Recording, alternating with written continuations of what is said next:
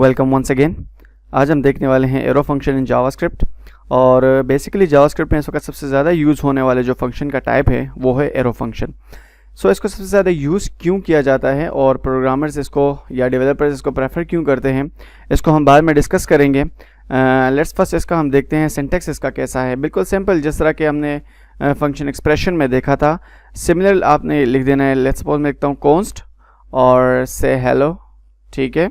आपने इस तरह इक्वल टू का सिंबल डालना है, देन राउंड ब्रेसेस। ये ब्रेसेस एम्प्टी हो सकते हैं या इसके अंदर आप कोई आर्गुमेंट्स भी पास कर सकते हैं।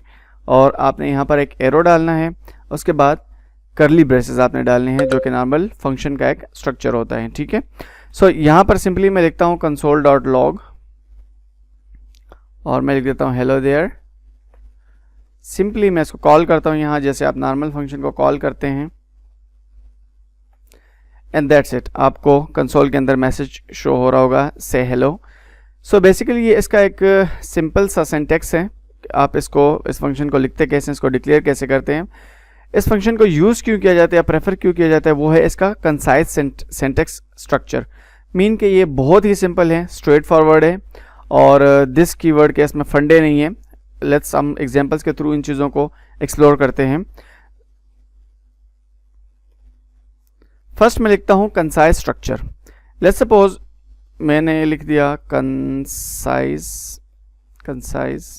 सिंटैक्स।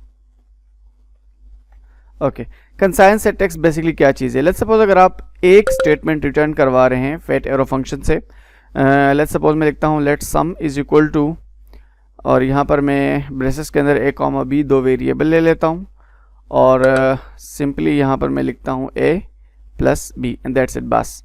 यानी सिंगल लाइन फंक्शन आप इसमें लिख सकते हैं, बिल्कुल एक लाइन के अंदर।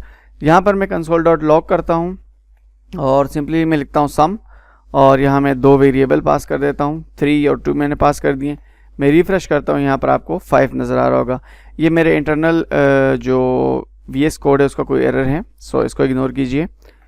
आपको 5 शो हो रहा होगा कंसोल के ऊपर। सेकंड मेरे पास है कि ये फंक्शंस ऑब्जेक्ट के साथ कैसे डील करते हैं। अब लेट्स सपोज मैं यहाँ पर लिखता हूँ let obj return is equal to, ठीक है, और मैं यहाँ पर इस तरह इसका प्रॉपर सिंटैक्स लिखता हूँ।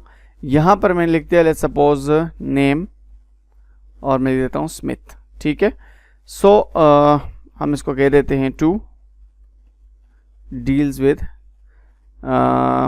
ऑब्जेक्ट्स, ठीक है। सो नॉर्मली अब जब ये ऑब्जेक्ट को रिटर्न करते हैं मैं console.log लिखता हूँ, ठीक है, और जब मैं लिखूँगा यहाँ पर obj रिटर्न, ठीक है, तो ये मुझे अनडिफाइंड रिटर्न करेगा, क्योंकि ये नॉर्मली डायरेक्टली किसी ऑब्जेक्ट को रिटर्न नहीं करवाते, ठीक है। ओके, लेट्स सपोज अगर ये ऑब्जेक्ट्स को इस तरह से रिटर्न नहीं करते तो इसको फिर हम डील कैसे करेंगे जब हमने ऑब्जेक्ट रिटर्न करवाने हो।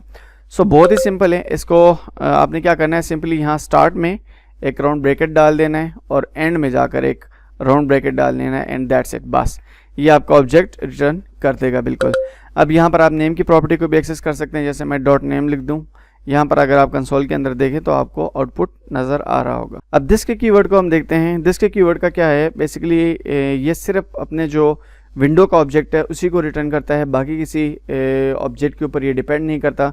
जिस तरह नॉर्मल फंक्शन के अंदर हमारे पास डिपेंड करता है फंक्शन उसके स्कोप के ऊपर, ये स्कोप पे डिपेंड नहीं करता, ये डायरेक्ट अपने जो विंडो का ऑब्जेक्ट है उसको रिटर्न करता है, ठीक है। सो लेट्स सपोज यहाँ पर मैं लिख देता हूँ 3